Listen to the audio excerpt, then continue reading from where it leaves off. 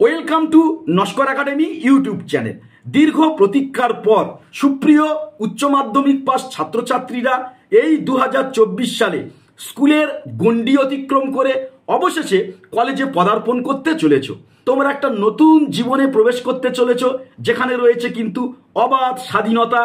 আগামী দিনে আত্মপ্রতিষ্ঠার জন্য নিজের জায়গাটাকে শক্ত ভিতের ওপর প্রতিষ্ঠা করা। তোমরা যে কলেজে ভর্তি হতে চলেছ, তো এই কলেজে ভর্তি হওয়ার ক্ষেত্রে তোমরা অবশ্যই করে জানো যে একটা সুনির্দিষ্ট পোর্টাল কিন্তু তৈরি হচ্ছে, যেটাকে বলা হচ্ছে কেন্দ্রীয় পোর্টাল।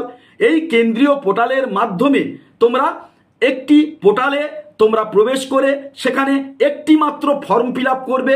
সম্ভবত সেই ফর্মে 3টি কলেজের অপশান থাকবে। সেই 3টি কলেজের অপশান তোমরা দেবে এবং এই 3টি কলেজে যখন অ্যাডমিশন প্রক্রিয়া শুরু হবে, এই 3টি কলেজের মধ্যে যে কোনো একটিতে তুমি তোমার পছন্দের বিষয় নিয়ে পড়ার কিন্তু সুযোগ পাবে এবং ভর্তির সুযোগ পাবে। তো আজকের আমি আলোচনা করব এই যে কেন্দ্রীয় পোর্টালের বাইরে বর্তমানে কোন কোন কলেজে ভর্তির প্রক্রিয়া শুরু হয়ে গেছে এবং ভর্তির প্রক্রিয়ার জন্য আবেদন নেওয়া শুরু হয়েছে। আর দ্বিতীয় যে বিষয়টা আলোচনা করব, এই কেন্দ্রীয় পোর্টালের মাধ্যমে যে সকল ছাত্রছাত্রীদের ভর্তি নেওয়া হবে, এই কেন্দ্রীয় পোর্টালের ফেসিলিটি বা সুবিধাগুলো কি কি, এবং এই কেন্দ্রীয় পোর্টালের মাধ্যমে যারা মোটামুটি গড় রেজাল্ট করেছে তারা কিন্তু কেন বাড়তি সুযোগ সুবিধা পাবে অ্যাডমিশনের ক্ষেত্রে, পছন্দের বিষয় নিয়ে পড়ার ক্ষেত্রে, তো সেটা আমি আলোকপাত করব। কিছু কিছু হোম ইউনিভার্সিটি আছে, যেমন যাদবপুর ইউনিভার্সিটি, রবীন্দ্রভারতী ইউনিভার্সিটি, এছাড়াও বিশ্বভারতীর মতো কেন্দ্রীয় বিশ্ববিদ্যালয়গুলি, তারা কিন্তু আলাদাভাবে অ্যাডমিশন প্রক্রিয়া নেয় ইউজি অর্থাৎ কলেজ ছাত্রছাত্রীদের।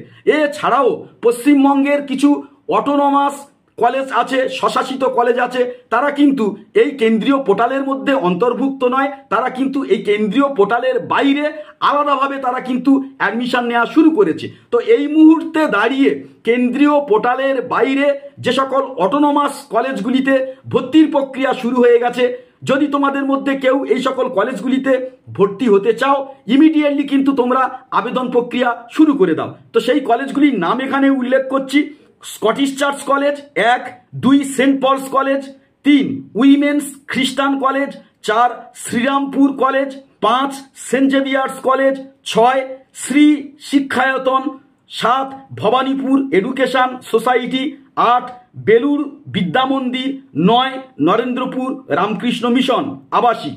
তো আমি টোটাল 9টি অটোনমাস কলেজের কথা উল্লেখ করলাম। এই কলেজগুলিতে কিন্তু বর্তমানে অ্যাডমিশন প্রক্রিয়া শুরু হয়ে গেছে। তো এখনো পর্যন্ত কিন্তু ভর্তির কেন্দ্রীয় পোর্টাল ওপেন হয়নি। ফলে এই যে 9টি অটোনমাস কলেজের কথা উল্লেখ করলাম, এখানে কেউ যদি ভর্তির জন্য ট্রাই করতে চান অবশ্যই করে কিন্তু করতে পারেন। আরেকটি মোস্ট ইম্পর্টেন্ট বিষয় নিয়ে আলোচনা করব।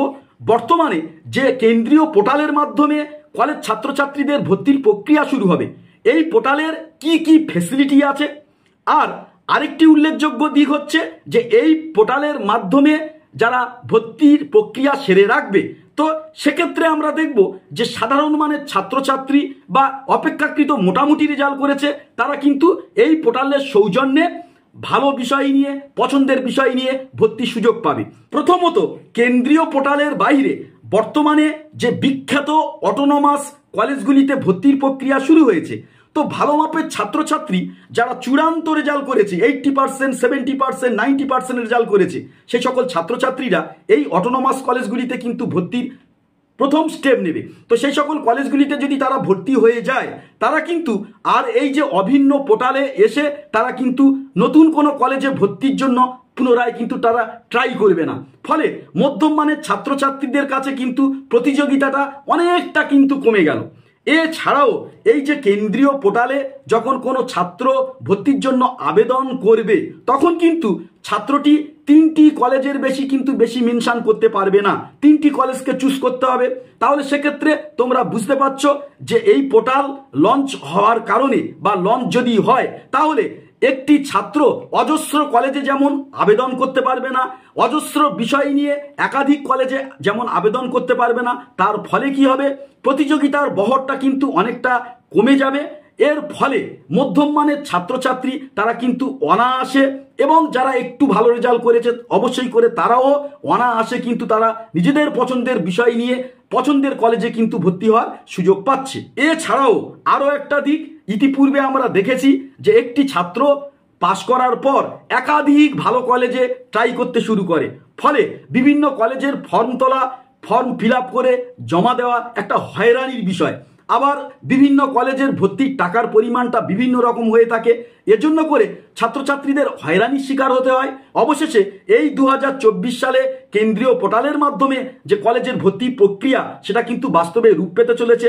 তবে একটু জানিয়ে রাখি, এই কেন্দ্রীয় পোর্টালটি কবে লঞ্চ হবে সে সম্পর্কে কিন্তু স্পষ্টতই এখন কোনো আপডেট আসেনি। তবে নির্ভরযোগ্য সূত্রে যে আপডেটটা এসছে, বর্তমানে ইলেকশনের আচরণবিধি বিদ্যমান আছে। এই ইলেকশনের মধ্যবর্তী টাইমলাইনে কিন্তু এই পোর্টাল ওপেন করা হবে না, ইলেকশন শেষ হবে। অর্থাৎ তোমরা যদি ধরে নাও 4 জুন অবশ্যই ইলেকশনের কাউন্টিং, এই 4 জুন অতিক্রান্ত হয়ে যাওয়ার পর তোমাদের কিন্তু এই কলেজের ভর্তির পোর্টালটা ওপেন হবে। সেই সময় কিন্তু অবশ্যই করে আমরা আপডেট দেব এবং কিভাবে ফর্ম ফিল আপ করতে হয় তার লাইভ আপডেট দিয়ে দেবো। ফলে চ্যানেলে নতুন হলে পরবর্তী আপডেটের জন্য আমাদের চ্যানেলটি সাবস্ক্রাইব করে রাখবে।